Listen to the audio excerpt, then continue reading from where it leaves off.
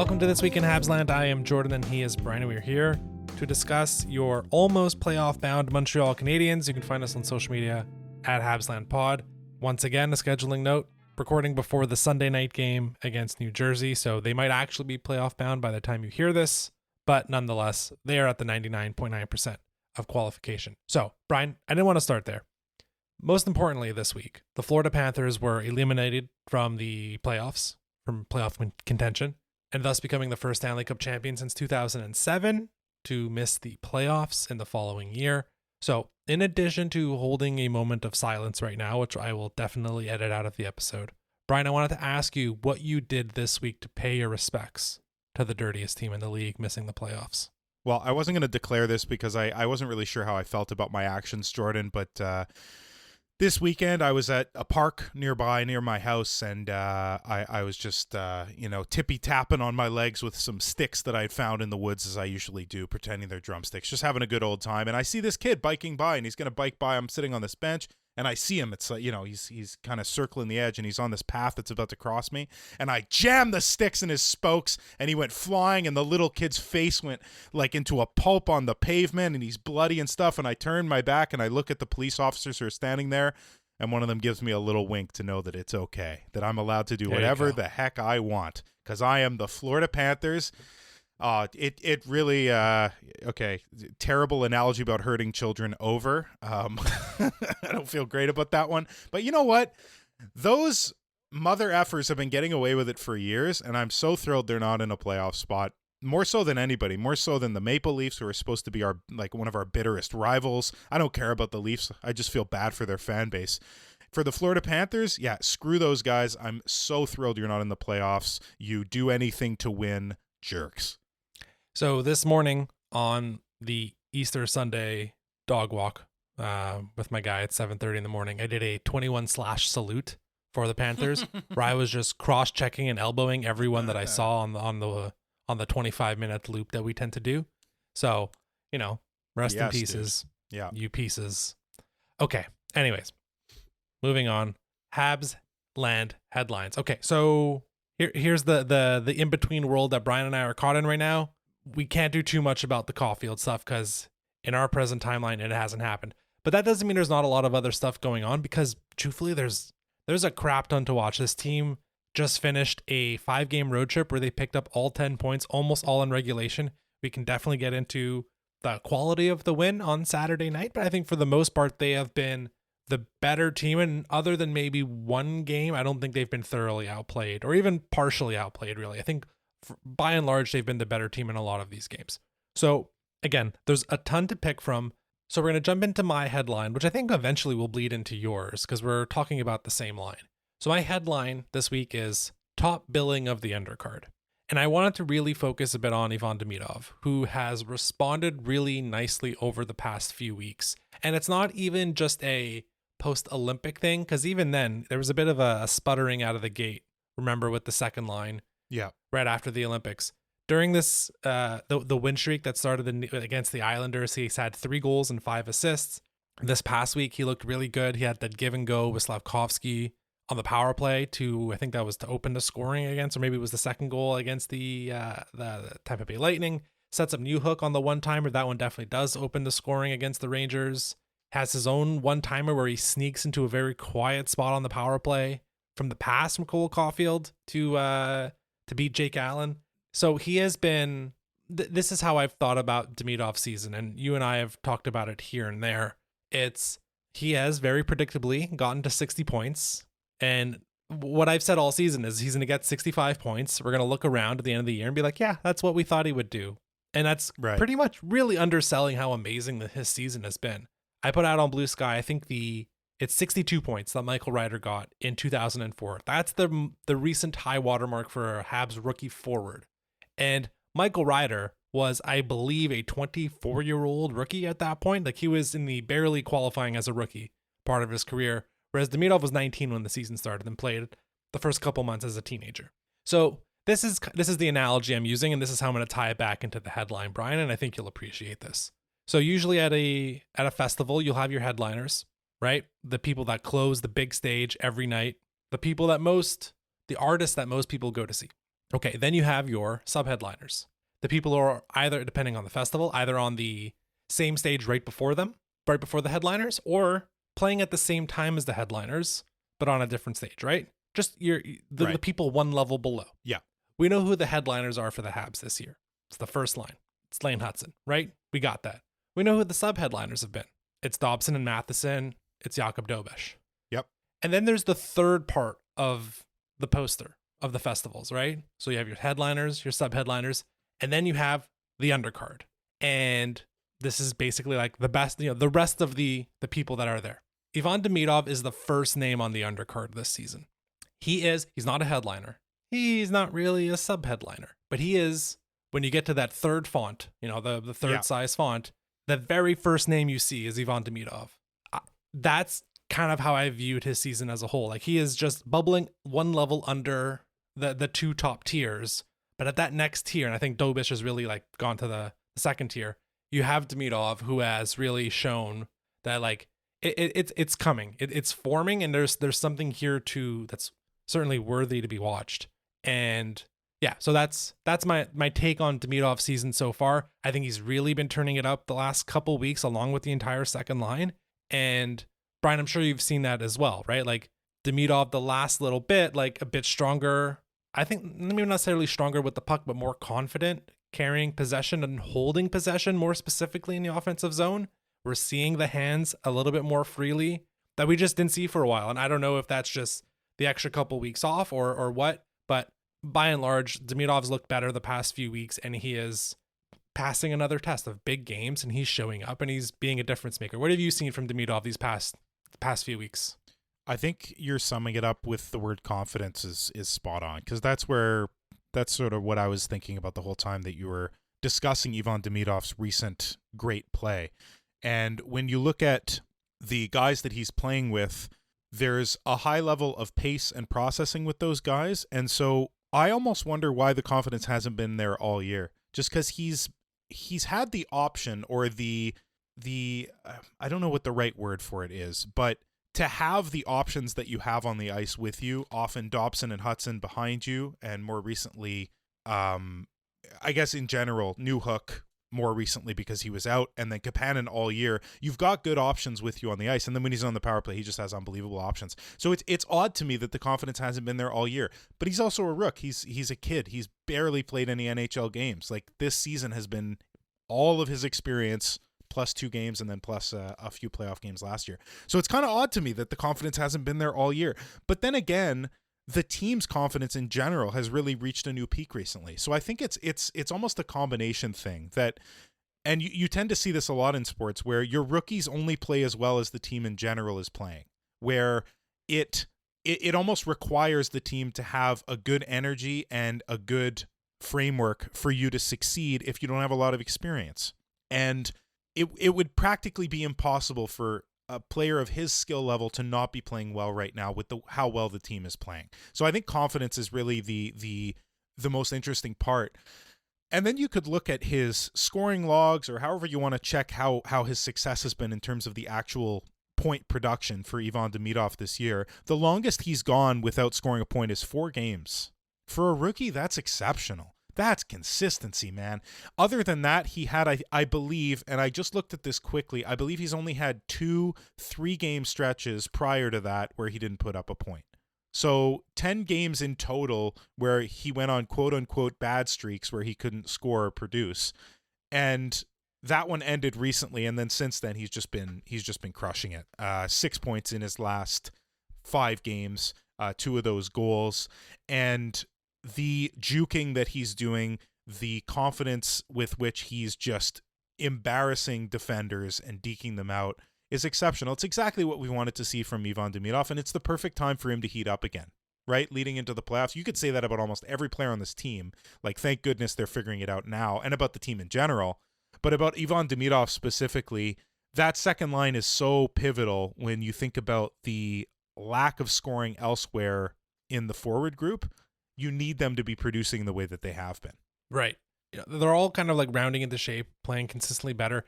It's not too dissimilar in terms of the leveling up that we saw with like the joke or seriousness that people use for the term second half Slav. started in his D+2 year. Yeah. It started in this equivalent year for Demidov, where the last 3 months of the season, Juraj Slafkovsky showed us the prototype of who he was starting to become. He's obviously gotten much better. It's not too... I don't think it's wrong to think the same thing is happening with Demidov in a smaller sample, in a less drastic sample, because he was still so good in the first 50-ish games of the year that the leveling up here is a bit different. And also, like, the real fact that, no offense to Alex Newhook and Oliver Kapanen, they're not Nick Suzuki and Cole Caulfield. So maybe you're not seeing that drastic jump the way we saw with Slafkovsky. But I think there is probably a pretty good comparison between what's happening in this stage, right? Where it's, you've been in the league long enough, 50, 60 games. I know Slafkovsky had a 40-game rookie season, but like whatever. That, you're just naturally going to get better. And these guys are in a good environment, still a good developing environment. Like Marty is still, and those guys are still very much like focusing on that element of it, that he is continuing to trend up. And again, like a lot of his underlying stats, there's almost, other than one, there's no real stat where it's like, oh my God, he's first on the team in this. Or I think he's third in assists. So that one's up there.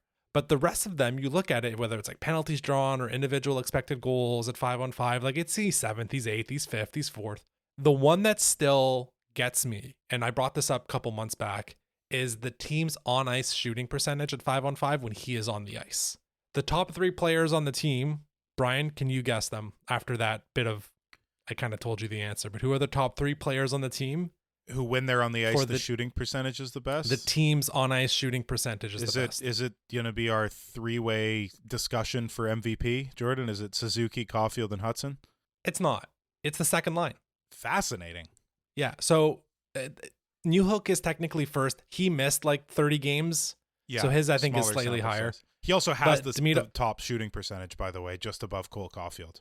Right, so he's first, Demidov is second, Kapanen's third. Demidov is 15.4%. For reference, Nick Suzuki is 12.8%. So again, this is the team's on-ice shooting percentage.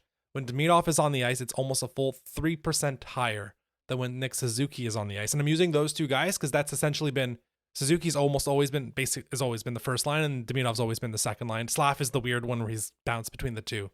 Right.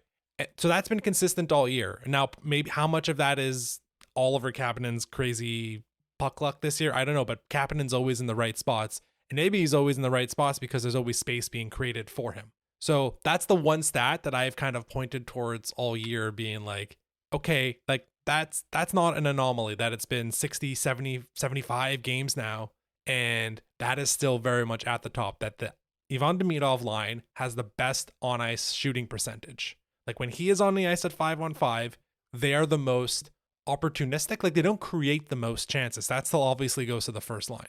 And they definitely concede a lot of chances. But when they do create chances, they are very high quality. Wow. Okay. Interesting. And that speaks to, like, Demidov is the guy that's been running that second line all year. You had the Newhook injury he was out for 3-4 months. Kapanen kind of ebbs and flows, and then Slav's been in and out because he's had his internship at the second line. Yeah, what Demidov becomes over the years will be really, really exciting because the breadcrumbs are there. And even on this team that now has 100 points, again, I've said he's like the 6th or 7th best guy on the team. There's nothing that he's shown this year that is swaying me from like, okay, but he'll be the best guy on the team in about 24 months. So I have difficulty with that just because of how many horses are in the race. The top line plus Hudson, any one of those guys could be the best player on the team in 24 months, and Demidov could be 5th, and you'd still be thrilled with Demidov's play. That being said, the skill that he has is nearly second to none in terms of his juking ability. It's really him and Lane Hudson, the two lefties who just can undress anyone in this league. The other thing I want to jump to with Demidov just quickly, the confidence goes both ways. So I was talking about the confidence before that he plays with, the confidence that Marty has in him. And I know that part of this, at least this next specific thing I'm going to get into, is very much based on the fact that he got almost 7 minutes of power play time. But Ivan Demidov played the most amount of time, the highest time on ice he's ever played in the league, 20 minutes and 40 seconds, most recent game in New Jersey. Now, that might change as early as the next game against New Jersey, which we're just in between them, because it's clear as day that there's a lot of confidence in this player right now that goes both ways. He had a ton of shots on net in that game. Like he was just everywhere. He had 4 shots on net. That's most other than Cole Caulfield among Montreal Canadiens. So it's really kind of an exciting time. Your 24-month thing, I'm still trying to wrap my head around, because the idea that a potential 100-point scorer this season, a potential 50-goal scorer, a potential unicorn. Well, I forget potential. Slav is a unicorn. Like, how's he going to pass all these guys in terms of quality of play? Get him an elite center, and I think he does it tomorrow. Because so there's two things there. One is, and we don't have to get into like who's the elite center, but like, yes, you need, and he will develop into getting better at this, but bring someone else on that line that can carry the puck, hold the puck. Yeah. The other thing is, and I know not all development is linear, but you just compare D+2s. Right. Nick Suzuki's on the NHL. Cole Caulfield like finishes the year in the NHL and is on the 2021 team, but not really. Lane Hudson's in the NCAA. Slavkovsky puts up 50, 20 goals and 30 assists. No chump. And Demidov's, again, if we're just comparing, has had a better D+2 than any of those guys. And I recognize, again, it's not all going to be linear. The fact that Suzuki is closing in on 100 points, that Lane Hudson can get to 80, that Slav's going to get to 70.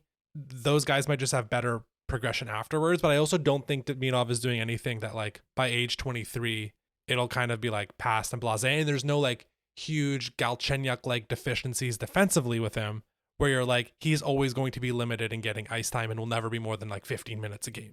So, and again, it's fun to think about. I know a lot of our discussion over the past couple weeks. I've harped on the bottom six. You and I have both harped on the third pairing of the defense. And when we're not complaining, we're talking about Suzuki, Hudson, Caulfield, Slavkovsky. Usually, yeah. Which, and Jakub Dobiš, of course, has been great. Like, the goaltending has been like, you know what I mean? Like, I feel like we needed to put some highlight Demidov just a little bit here, because it's absolutely getting lost in the shuffle. Like a 60-point season, and maybe because we got spoiled last year with Lane Hudson doing this, that we're kind of like, oh yeah, whatever, man. We get 60-point rookie seasons all the time now, but we don't. It's been 20 plus years since we last had one as a rookie forward. And again, Michael Ryder, bless him, was barely a rookie because he was like 24 years old. So I just wanted to point it out here and just focus on it. Also, like the rookie scoring race, by the way, again, there's so many fun storylines that don't really matter, but are fun to watch. The rookie scoring race right now, it's Demidov at 60, and I believe both Schaefer and Seneca are at 58 or 59. It doesn't matter in the grand scheme of things with the Calder. Like, I do think like, Schaefer's obviously going to win it unanimously. I do think Demidov is pulled ahead of Seneca, and Jakub Dobiš is making a run at the 4 spot. Yeah. And when I say making a run, I think he has it. But it's in terms of like the point race, you don't win anything. But like it's fun to see like every other day there's another guy leading, and then like Schaefer sets this record, and then Demidov gets 60 points, and who knows what Seneca will do next as long as he stops diving. Right. Which, by the way, Beckett Seneca, you're a rookie and you already have a reputation for diving. Like, yeah, you've that's already not been great. fined by you were privately warned by the NHL, and you were publicly fined by the NHL. You are 60 games into your career, my guy. You are super talented. Stop diving. Yeah. So, anyways, in a selfish way, that's a good way for Demidov to get a slight edge, because Seneca does have the goals edge, low 20s in terms of goals, and goals tend to matter more than assists do. So there's that for the rookie race. It's all moot. They're all battling for second, but it is very interesting and exciting nonetheless. Mm-hmm. So I know you wanted to talk about one of his line mates today, whether you want to use this as its own headline or just kind of blend it into the discussion, because I do think, and maybe I'll tee it up like this. The second line as a whole has kind of refound its like dangerous, like every third shift vibe that it had early in the year. Where like that, let's be completely honest. Although they're quite good on Saturday. They will still get hemmed in. Yeah. They'll get hemmed in for a 90-second shift every single game. Every single game. Yeah.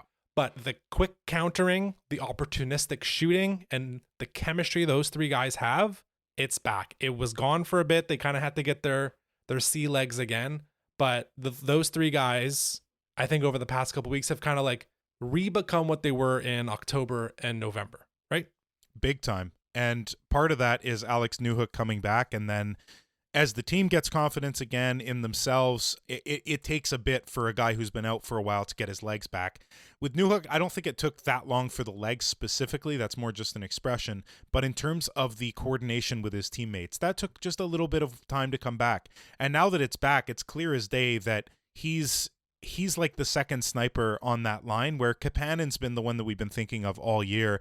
And at the beginning of the year, even when Alex Newhook had 6 goals in the first, I think he was in like 17-ish games and then out and now back like 19, 20 after tonight.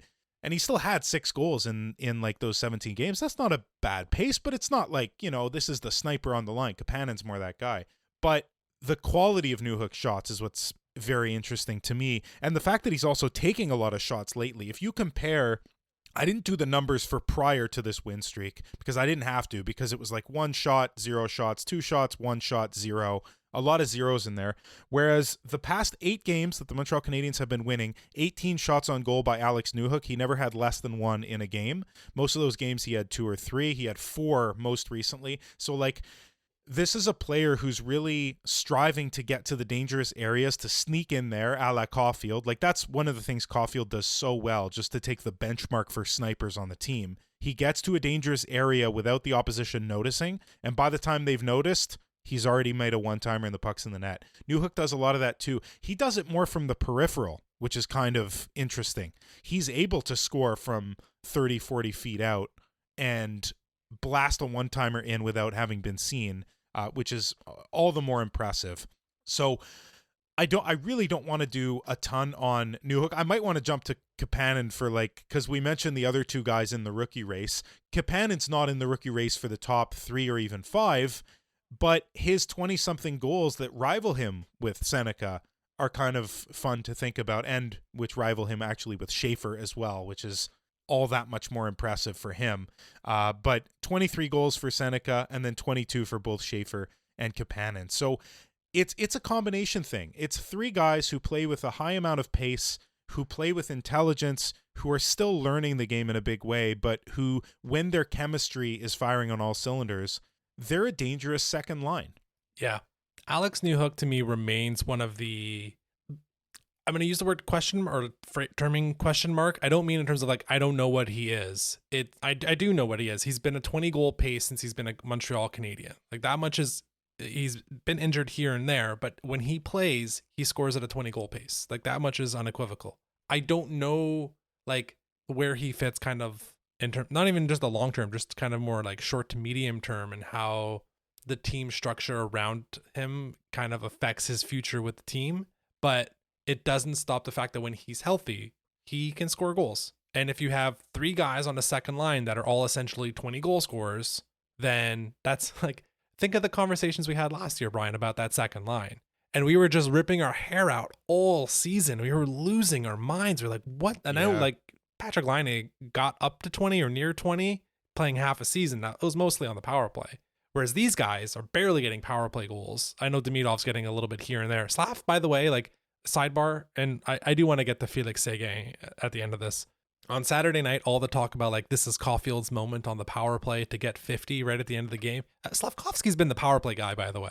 Yeah, not of Caulfield. Course. No, Caulfield I think has 5 or 6 power play goals out of his almost 50. It's not negligible, but it's barely anything. Slav's the guy. He's at 15 or 16 now. Yeah, I just thought that was funny. They're like, oh, this is the moment for him. No, it's Slav in the bumper moment. That's what this is. That's what the best. And then obviously Demidov gets the goal at the goal line against the Devils on Saturday.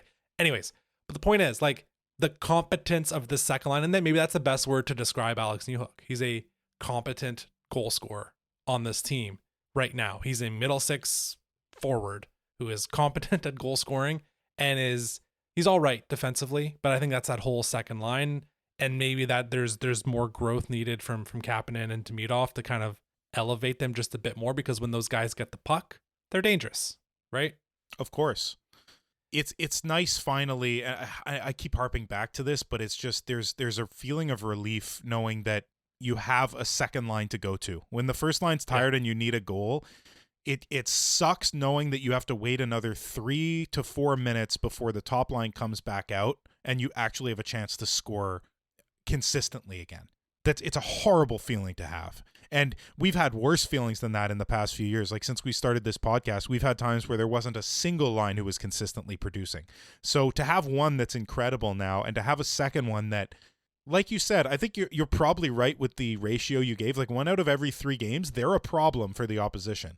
Those other 2 games, maybe one of them they're a little invisible and the other one they're just okay. But 1 out of every 3 games, it's really nice to have that line playing well. And I don't think that applies to recently. I think recently it's maybe been more closer to half. But the season as a whole, it's more like that. Speaking of guys who, when they have the puck on their stick, are just absolutely lethal, I do want to say one thing about Cole here. This isn't a 50 thing. This is a 49 thing. It's about what does Cole Caulfield do when he's sitting at 49 goals. Number 1, he says, don't put me on to score an empty net goal. He still does not have an empty net goal, by the way. It wasn't Marty going, no, ride the pine, buddy. You're not getting to 50 today. That was definitely Cole going, I don't want it this way. I want to score it the right way on a goaltender, the way I've scored every single other goal of my career. That's number 1. And the fact also that he cares more about the team winning than his own silly accolades. That's number 1. Number 2, in the following game against New Jersey, the most recent one in New Jersey, he has 5 shots on goal, so he's trying to score. No question about that. But what is the opposition doing? What is New Jersey doing all game? They're putting 2 guys on Caulfield when he doesn't even have the puck yet, knowing the puck's going to come here, right? He's going for 50. The puck's coming here. And what does Caulfield do? He gets the puck and he passes it to lethal sniper Jaden Struble. And then he passes it to Ivan Demidov on the power play. And both of those guys put the puck in the net because the opposition thinks, oh, there's no way he's not shooting for 50. So Cole is utilizing the knowledge that the opposition knows he's trying to score 50, and he's passing it off and getting 2 primary assists in a crucial game where you're trying to get into the playoffs. So yes, he's going to be a 50 goal scorer. Yes, he's incredible. Yes, we love him for his goal scoring, but there's so much more to Cole Caulfield than that. And I think we've seen it more than clearly at 49 goals. As he's approaching that big 50 mark, what has he done? He's done everything for the team. Yeah, I'll reserve my Caulfield stuff for when it happens. But yeah, let's just say like that shoulder injury in 2023 might be like the biggest blessing in disguise because of what had to happen. Or I guess it's a 23 season. What happens in the next year and where he's like, I have to become a more well-rounded player. Because that's absolutely led to the goal scoring going up. Okay, a couple of things I want to do rapid fire before we get into the part 2, because part 2 will be kind of fun. One thing I've noticed this week specifically, and I'm sure you have too, Brian, the closing lineup went up a goal. There has been a slight shift. We're seeing a lot less Phil Deneau. The lineup we're seeing, interestingly enough, it's Evans, Suzuki, and Slavkovsky as the forwards. We saw this twice. Now, Evans, amazing to close out I think it was the Tampa game, where he wins 3 faceoffs in the last minute.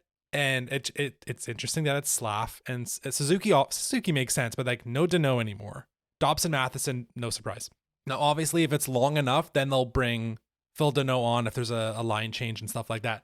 But that there's been a bit of a change there of like, okay, these are the guys we trust, and I'm happy Marty is being like, okay, fine. You know what? There's 8 games left. We're using Nick everywhere now, and we trust Juraj Slavkovsky. Yes. You deserve to be on the ice to close this out here. So that's been really cool to see. That to me is way more astounding than anybody else. Like Suzuki, yeah, he deserves to be there. Evans, unquestionably, like don't even have a second thought.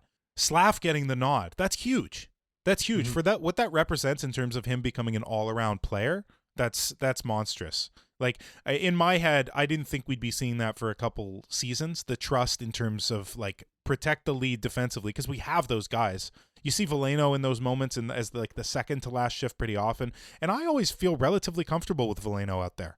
Like I didn't know what to feel about Veleno at the start of the year, but over the course of the year, as we've seen what he's capable of, especially defensively and with his speed, he's a scoundrel. He's annoying to the opposition. So I kind of thought, like, yeah, we're probably going to be seeing Suzuki, Evans. Yeah, throw Veleno out there. But to see Slavkovsky getting the nod, that's massive. That's massive for his development. Yeah. A couple other things. We're watching Nick try to go for top 5 in points. With Draisaitl out, it's him, Pasternak, Natchez, and Scheifele all kind of gunning for it. Something, again, just another fun subplot to watch. The penalty kill has been looking a bit better. Yeah. Also there have been changes. Now, because Carey is out, Dobson's back to penalty kill 1. I think that was kind of needed. Also, you just mentioned him, Joe Veleno. Yeah. going to be hard to bring him out of the lineup when he's been decent on the penalty kill. And Nick Suzuki making more appearances on the penalty kill. I think that might have to stick around. The other thing, I won't spoil it because we'll get to it in April, May, June, who knows. 3 assist of the year candidates appeared this week in the Wild. And they're all really good. I won't say anything more than that because I don't want to spoil it. But there were 3 this really week, and good. I was like, damn. That, like, one really, really smart play that's pointed out by Arpin Basu in an article, and then 2 other just sneaky. We just talked about him, but I won't mention his name. Sneaky, well played by good plays by a well-rounded player getting into his prime. Okay, last thing before we go into part 2. Félix Séguin, TVA Sport. I usually am one of the few voices that say, hey, they're not as bad as people say they are. They're obviously not RDS, okay? Calm down. They're way better than Sportsnet, I'll tell you that. But I'm usually okay with the Saturday broadcast. They had their AI nonsense that I spent a lot of time during Festivus about. Brian, you'll remember. Oh, yeah. Man, oh man, were they annoying on Saturday night about Caulfield and getting 50 goals. Like, did they I don't know if they knew there was a hockey game going on. They thought it was an exhibition for like a Globetrotters thing with Caulfield. It was very much like, hey, Caulfield's on the ice now. Don't forget it. Oh, Caulfield's getting off the ice. Oh, Caulfield has the puck. Oh, Caulfield's in a dangerous position. Caulfield's taking a sip of water. Caulfield's tying his skate. Like, it was nauseating. And it got to the point where I was like, I don't want him to score because I don't want TVA to have the moment. You don't need to say anything about that. It just really, really bugged me, and I know it bugged a lot of other people. Hey, fair enough, man. I wasn't watching that feed. I watched the English feed where they talked about him, but not an insane amount. So I got a little bit of respite from that. But yeah, definitely, I think you spend tons of time on it once he's done it. But until then, there's other things, like I just outlined with Caulfield. Like, there's other things to talk about his play specifically, and there's certainly other things to talk about this team. Which is partly why I wanted to give that little antidote of what Caulfield was doing at 49. Like, screw 50 for a minute. Let's just enjoy how good a player he is. Absolutely. Okay, let's jump into part 2 of the episode where Brian and we're calling this our East playoff preview, but not really. Look, we're really trying to not dive too much into the Habs matchup, which at this point, it's pointing more and more towards one of Buffalo or Tampa, but there are still many other iterations where there's a Boston, a Carolina, or even one of the other wildcard teams. So we have 4 questions we're going to answer, 1 or 2 about the Habs, and then a few other meandering about the Eastern Conference.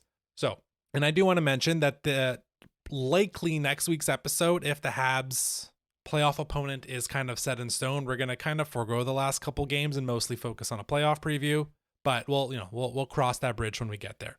But for now, Brian, we got these 4 questions to answer, and the first one is a Habs one.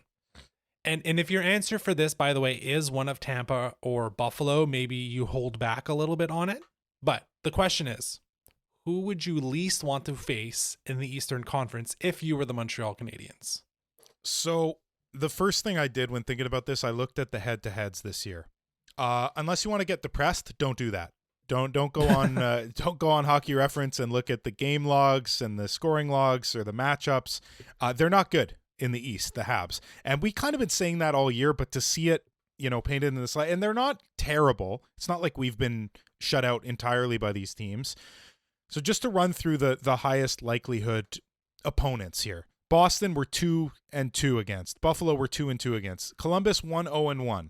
Not terrible, not great. Detroit 1-2-0. Don't like that at all. The Islanders 1-0-1. Tampa 1-1-1. Obviously, there's a couple teams on this list that we still have at least one game against. But so if you're looking for like a team where, hey, we've matched up all year well against this team, doesn't exist. Okay, let's move on. I think I would not want to play a team who's very good on the road and very good at home. That scares me. I think I would want the advantage of home ice at the Bell Center at least 3 games in the series, which means I would rather face a Boston, for instance. I would rather face Columbus, who's not incredible on the road.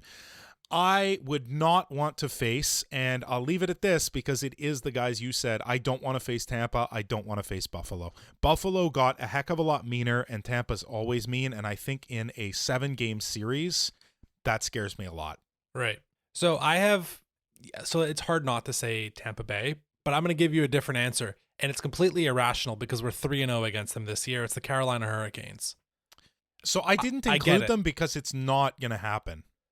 The Habs would So have here's to how it fall off a cliff. Okay, go ahead, please. as a first round opportunity, sure. Hey, I opened up the question that we can look at any of these teams. Oh, okay. I thought this was entirely first round. If this is the entirety of the playoffs, I'm still not picking Carolina, but I want to hear you out.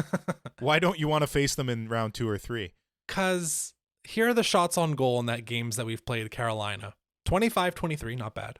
35-18, less good. 43-19, really bad. Our PDO, so that's the 5-on-5 shooting percentage plus save percentage. You usually say, hey, a good game is over 100. Yeah. Canadians are 126, 124, and 112. You know what that reads to me, Brian? Unsustainable. A little bit This of puck team, luck I think, in there.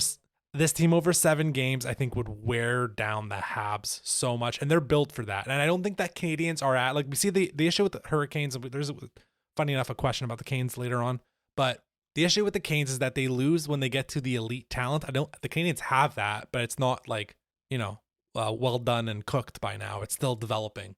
So I don't know if the Habs are disciplined enough and experienced enough and quite frankly, talented enough in terms of like a practical sense to beat Carolina without home ice, although they could theoretically have home ice against them. Now, again, the likelihood of playing them in the first round is very low. Boston would have to jump the Canadians back into a wild card spot, and Carolina would have to finish first overall in the East, which that's at least a 60% chance at this point. But Boston jumping the Habs is less likely at this point. Nevertheless, like, Carolina does scare me a bit. I did want to touch on one thing, because you were talking about you want a team that's like both good on the road and at home. And I've noticed some interesting little things that Marty's been doing with Jakub Dobeš, because Dobeš is going to be the starter, right? Yeah, for sure. First game. Of course. My bold headline of the back in September of Fowler starting game 1. We got close. It's not happening. It's going to be Dobie. So here, an interesting thing that's been happening is the Saturday night home games have more recently gone to Jacob Fowler. This past Saturday on the road went to Jakub Dobeš. Also recently, a road game against Carolina went to Jakub Dobeš.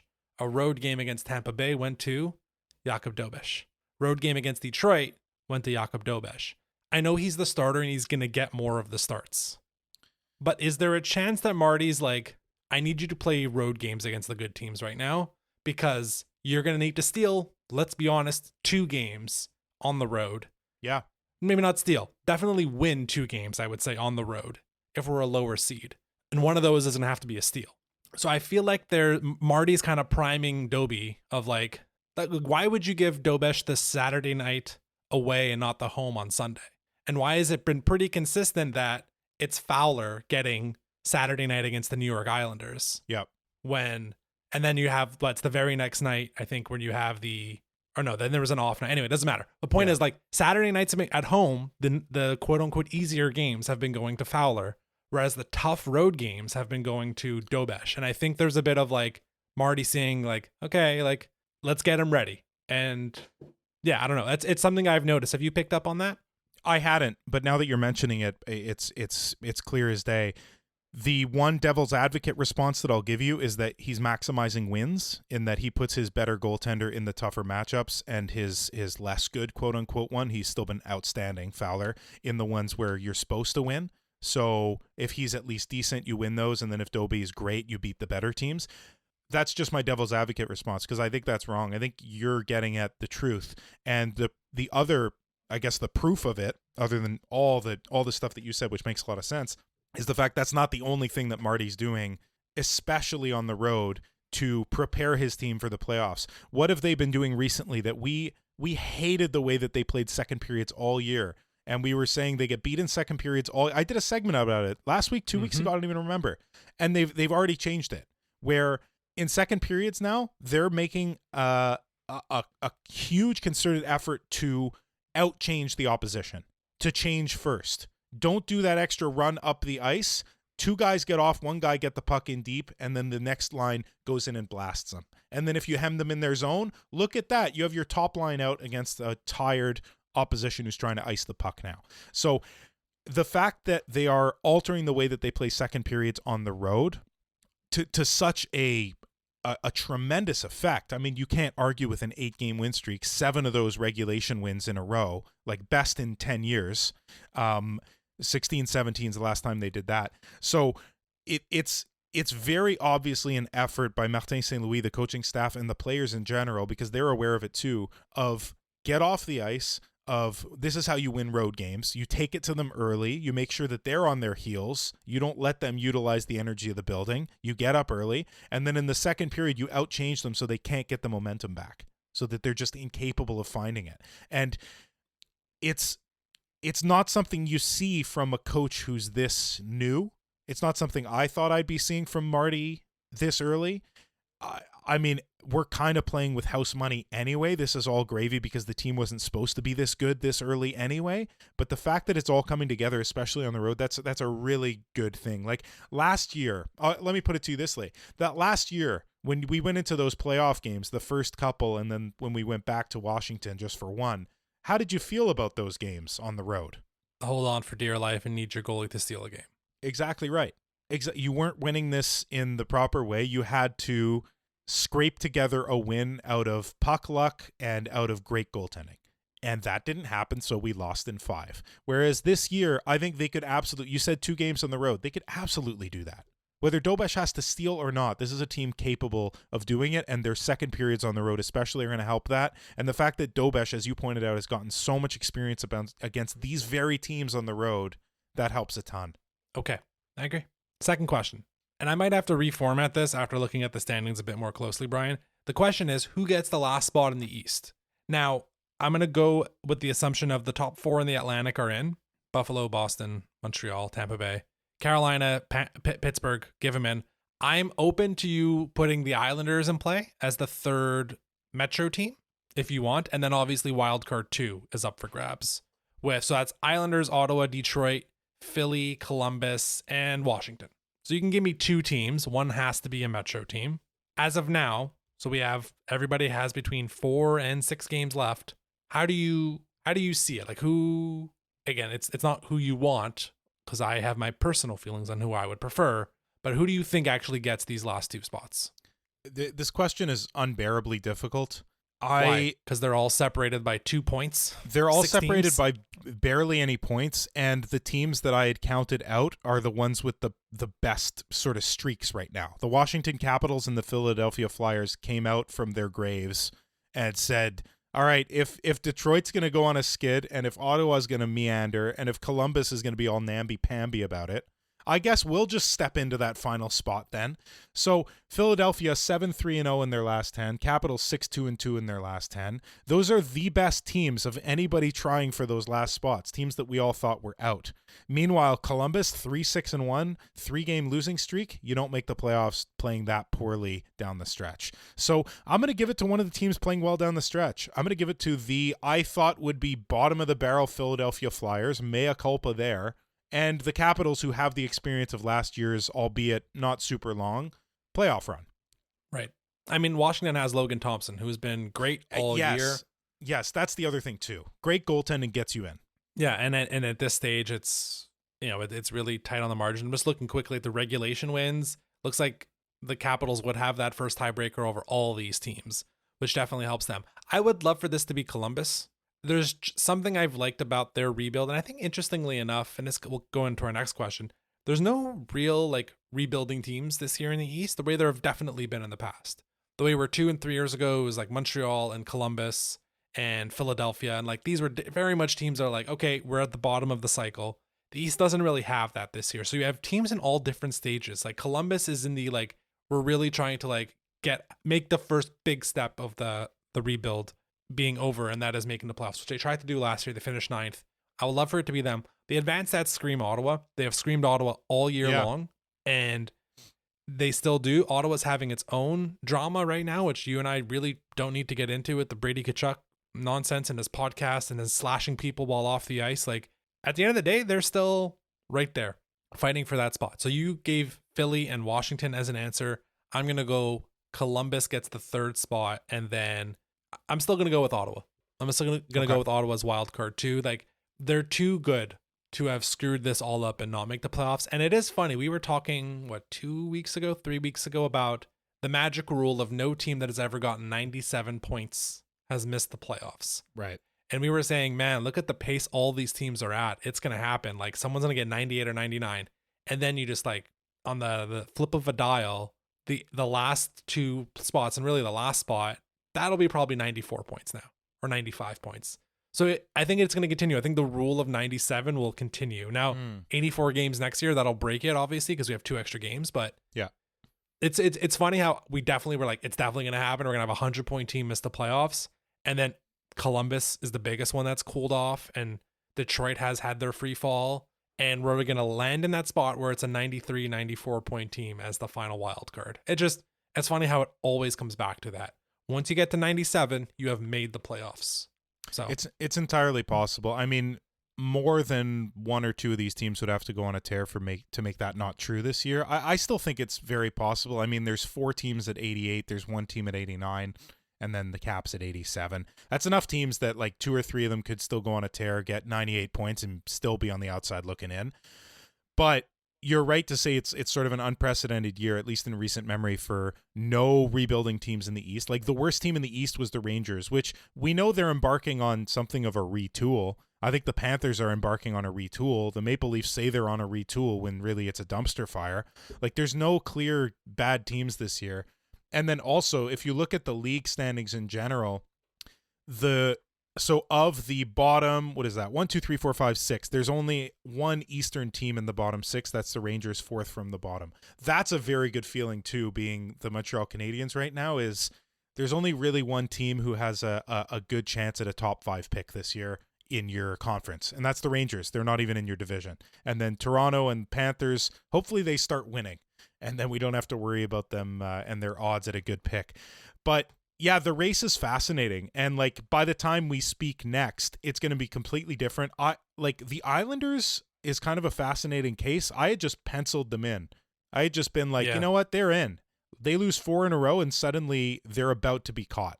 Yeah, that's the East. It's just been like, I mean, that's hockey in general. Like there's so much parity, and as long as we have a loser point system, this will be the case where teams that go on really hot runs can never really pull away that much because of how the league is set up intentionally. Right. Anyways, we started talking about them, so let's get into the next question. Our third one of 4. Which Eastern Conference team is most disappointed if they miss the playoffs? And some of them have already been eliminated. I'm allowing you to include Florida and Toronto and the Rangers in this discussion. I've already mentioned that, look, there's no rebuilding teams this year. I think like Florida gets a pass. I know I made jokes about Florida at the top, but they get a pass. 3 straight cup finals, 2 straight cup wins. Like now they're tanking, which by the way, like they're going to get Gavin McKenna. We all know this is going to happen. They're going to finish with the 8th worst record, and they're going to win the draft lottery, and Vancouver's going to be in shambles for not getting the first overall pick. The Rangers thought they would be good. The Leafs thought they would be good. The Leafs, again, don't have that top pick if it's outside of the top 5. Sadly, it goes to Boston if it does. Detroit, the usual March, April collapse. A lot of good teams to pick from, Brian. Again, so this could include some of the teams that are currently fighting for it, and like Ottawa slips out at the end, like they could qualify for this. So based on our previous discussion, it's not who's maybe been the most disappointing, but which like franchise, which fan base will be like really gutted or really most annoyed this year. I have 5 words for you. Last kick of the can. And this applies to 2 teams. And it applies to the 2 teams with the 2 best players of the past generation. It's the Pittsburgh Penguins and it's the Capitals. Now, the Pittsburgh Penguins I'll put aside because they're not really at risk right now. 94 points in the Metro, they're getting in. Unless something absolutely cataclysmic happens to them, they're getting in. The Capitals with Ovechkin, where there's kind of a question mark. He just hit 1,000 goals, playoffs, and regular season. Is there going to be a contract? Won't there be? Like, he's the guy that I question if he's coming back. And so they really would like a last kick at the can here to make it not like limping into the end of his career and not getting into the playoffs the last year. Whereas like the Crosby Malkin thing, they're getting in.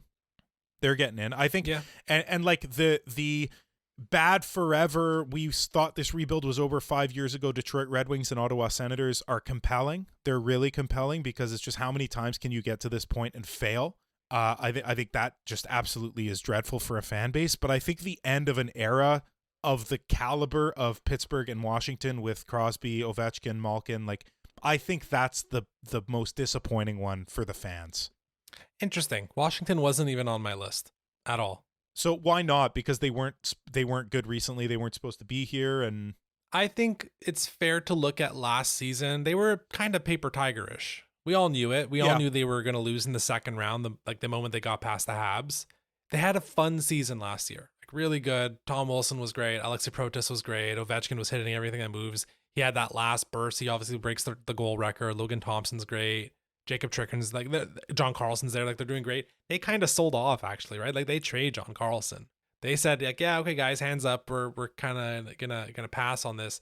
I feel like they are almost at peace with ending the Ovechkin era, and they gave him a really good team last year in the push. Like they won a playoff round. Like that's not nothing. And there is a much like the history of, and I forget if we actually talked about this early in the year with Crosby. There is a decent history of like all-time greats not making the playoffs in the last 3, 4, 5 seasons. It happened with Gretzky. It happened with Messier. I think it even happened with Guy Lafleur. Like there are instances where guys just don't make the playoffs a bunch at the end of their career. So I feel like he still got it last year. Like they won a playoff round. He was really good. They're making a run now. I think it's kind of all gravy, and they're not in a position where the team's going to be absolute like crap when he leaves. They're still going to be in a good enough position. So that's why it was in Washington. Ottawa made the playoffs last year, but given the like, I don't want to get into this today. We can get into it in the offseason. The Brady Tkachuk rumors are going to just go like level 10 once we get to the offseason. 2 years left on the deal. I don't think he likes being in Ottawa.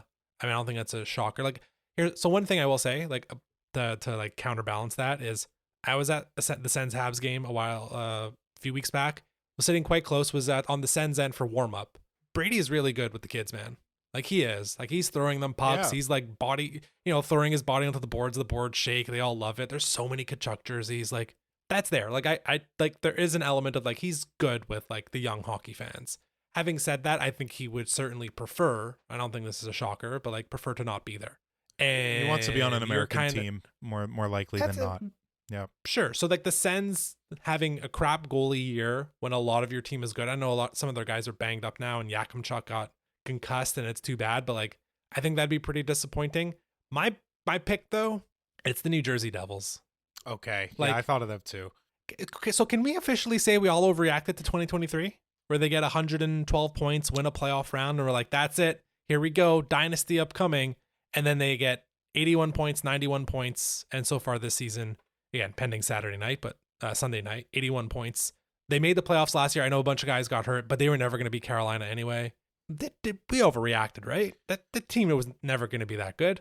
So, yes, but I don't know why. I don't get it. I'm still racking my brain. I was watching the game with Nikki last night, and she asked me at one point, like, so who should I watch for on the Devils? Very good question. If you don't watch a lot of hockey, one of the first questions you should ask of the person you're watching with, if they do watch a lot of hockey, is who should I watch on the other team who would be interesting to watch? Great question.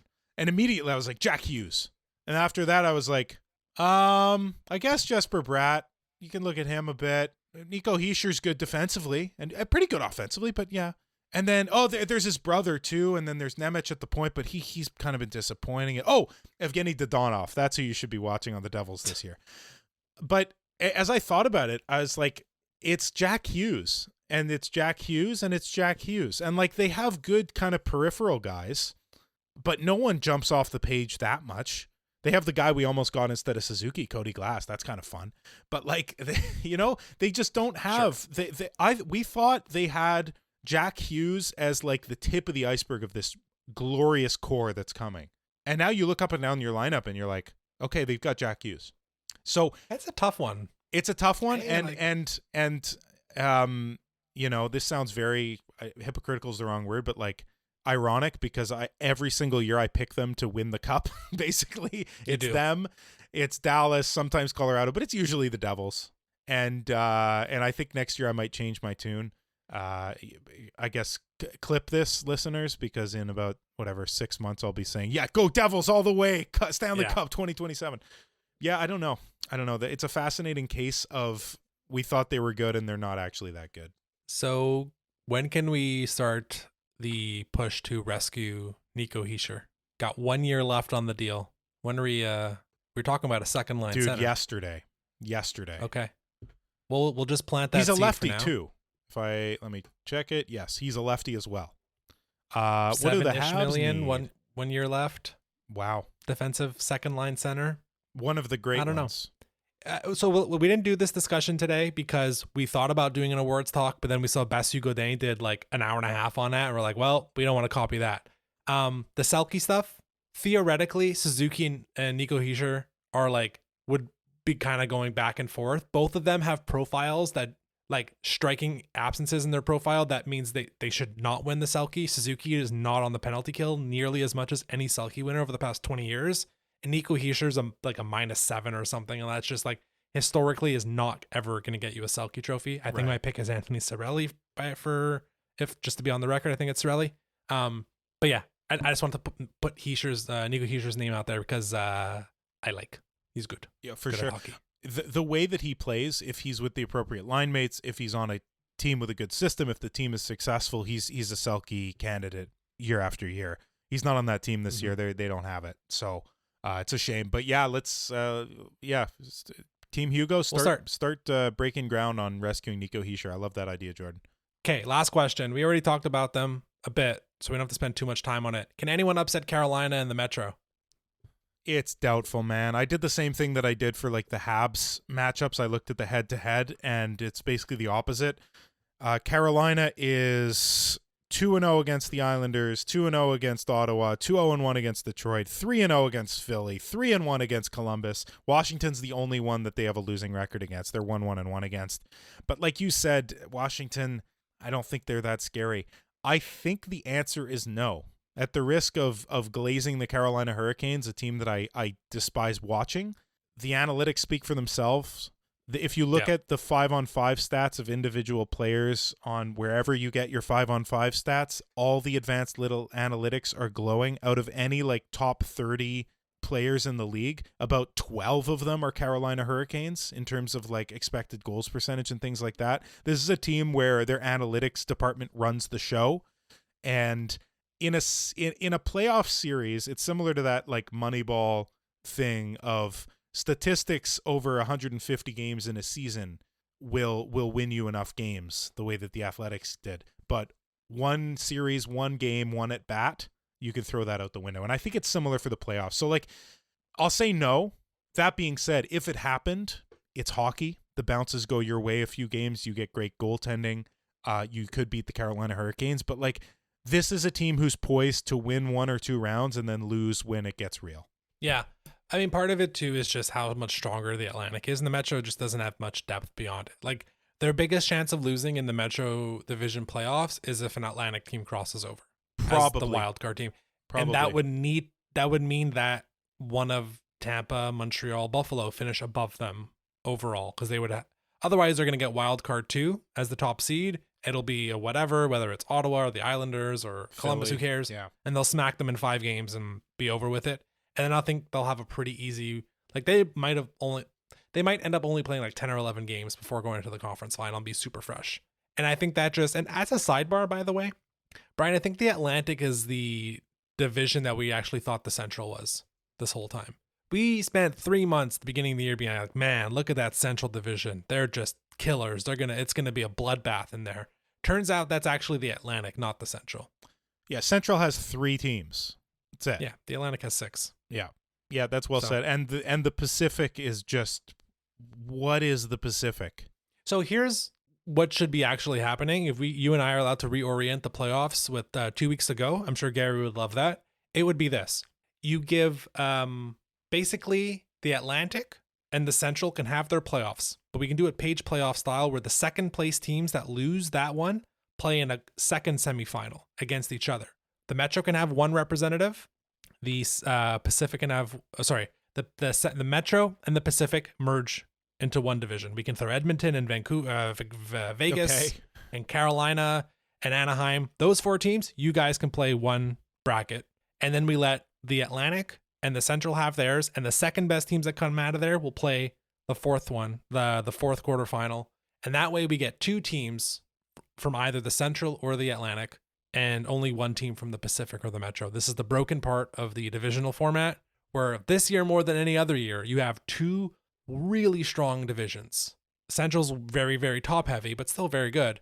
And then the Atlantic is just incredibly heavy. Now, Boston crossing over tilts the Metro a little bit. And same probably will go with Utah if Utah crosses over, though Utah's been, up and down. Yeah. It's very annoying that the Atlantic is so strong this year and that the Metro, depending on how it goes, again, if Carolina just gets the first overall seed, the Metro is a cakewalk for them. And I don't see them playing like the over-under on them. Brian, if I give you 10.5 games, no Boston crossover. It's anyone else. For Carolina, you're saying? Yeah, for the first 2 rounds. Are they playing more than 10.5 games? No, I don't see it. I think because 5 games in each would be probably appropriate.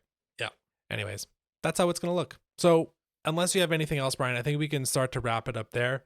We are in the final stretch here.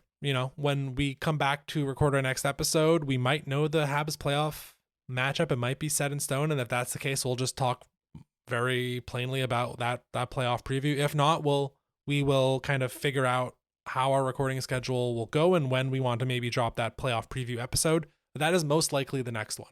Whether it comes out next Monday or next Tuesday or next Wednesday, that'll be our next episode. And then from that point on, like we did last year, we're going to go game by game once we get to the postseason. The usual 20-ish minute episodes we're going to target to record right after the games, so right after game 1, game 2, game 3, and onwards. We'll be doing that on and on throughout the postseason until the season ends. So just a little programming update for everyone to know.